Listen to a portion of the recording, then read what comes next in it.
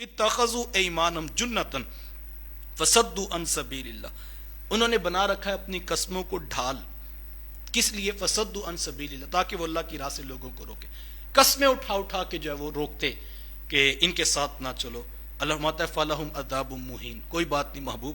ہم نے ان کے لیے رسوا کر دینے والا عذاب تیار کر رکھا ہے، اور اس بھڑکتی ہوئی جہنم کے اندر جب ڈالیں گے تو یہ ان جھوٹی قسموں والوں کا جو ہے فیصلہ خود ہو جائے گا۔ لَن تُغْنِيَ عَنْهُمْ أَمْوَالُهُمْ وَلَا أَوْلَادُهُمْ، جس مال کی خاطر یہ منافقت اختیار کیے ہوئے ہیں اور سمجھتے ہیں کہ دولت ہی سب کچھ ہے، اللہ فرماتا ہے لَن تُغْنِيَ عَنْهُمْ أَمْوَالُهُمْ وَلَا أَوْلَادُهُمْ، نہ ان کو ان کا مال فائدہ دے گا، نہ ان کو اولادیں فائدہ دیں گی، اور نہ ہی کوئی اور شے ان کو اللہ کے عذاب سے ان کو نہیں بچا سکتی۔ اولئک اصحاب النار هم فیہا خالدون، یہ جہنمی ہیں اور ان کو ہمیشہ اسی کے اندر رکھا جائے گا۔ یوم یبعثهم اللہ جمیعا فیحلفون لہ کما یحلفون لکم ویحسبون انہم علی شیء الا انہم هم الکاذبون۔ اللہ فرماتا ہے کہ جس روز ان کو اٹھایا جائے گا، یوم یبعثهم اللہ جمیعا، جس روز ان سب کو اٹھایا جائے گا، فیحلفون، تو وہ قسمیں کھائیں گے، تو وہ اس دن بھی قسمیں اٹھائیں گے۔ جو آج محبوب تیری آنکھوں کے سامنے تجھے پتہ ہے یہ منافق ہے اور ہم تجھے بتا رہے ہیں اور یہ پکے منافق ہیں اور یہ آج قسمیں اٹھا کے اپنی جانیں بچا رہے ہیں، تو اللہ فرماتا ہے یہ مرض ایسا ہے ان کو کہ کل قیامت کے دن بھی جب یہ اٹھیں گے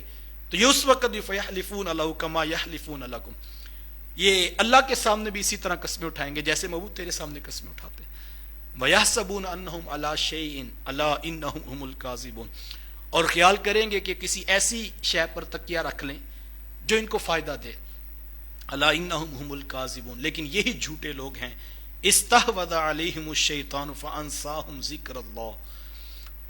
تسلط جما لیا ان پر شیطانوں نے۔ یہ مسئلہ وجہ کیا ہے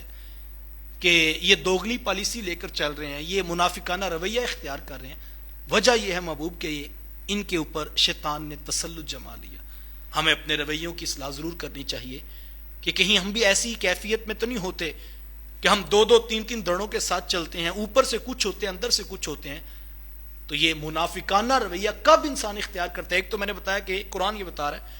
کہ جب انسان کو اپنا ذاتی مفاد، مال و دولت جو ہے وہ نظر آ رہا ہوتا ہے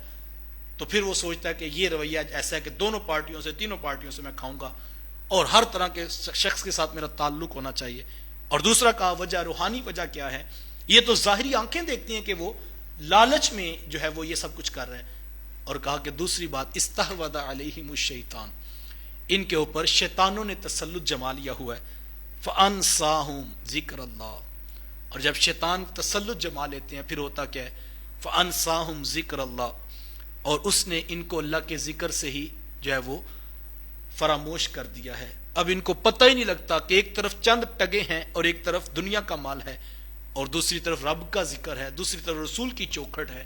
دوسری طرف اللہ اور اس کے رسول کی ذات ہے، لیکن یہ ادھر ہی وزن ڈالتے ہیں۔ تو وجہ کیا ہے کہ ان کو اب بلا دیا شیطان نے۔ جب انسان اس ڈگر پہ چلتا ہے، آپ دیکھیں رویے لوگوں کے، جب لوگ جانتے ہوتے ہیں، کسی آپ نجی محفل میں پوچھیں کہ یار تمہیں نہیں پتا یہ منافق شخص ہے، تمہیں نہیں پتا یہ دوغلا شخص ہے، تمہیں نہیں پتا یہ دھوکے باز ہے، یہ جھوٹ بولتا ہے، یہ فراڈ کرتا ہے، یہ اتنی کرپشن کر رہا ہے اس مسئلے کے اندر، وہ کہتے ہیں اس بات کی ٹینشن نہ لو، ہم کون سا اندر اندر سے چل رہے ہیں، ہم تو اوپر اوپر سے چل رہے ہیں، بس جب اس کو ایڈ ملے گی، جب وہ ٹینڈر پاس ہوگا تو بس اس پہ سے ہم نے حصہ لینا، پھر جو مرضی یہ کرتا پھرے۔ تو یہ وہ رویہ ہے اللہ، یہ شروع میں جب چلتا ہے تو پھر انسان سمجھتا ہے میں ابھی پیچھے ہو جاؤں گا، لیکن جب دلوں پر تسلط جما لیتا ہے شیطان، یہ مرض جب منافقت کا بڑھتا ہے تو اللہ فرماتا ہے فانساہم ذکر اللہ، تو پھر شیطان ان کو اللہ کے ذکر کو بھی بلا دیتا ہے ان کے لیے۔ اولئک حزب الشیطان، یہ شیطانوں کا ٹولہ ہے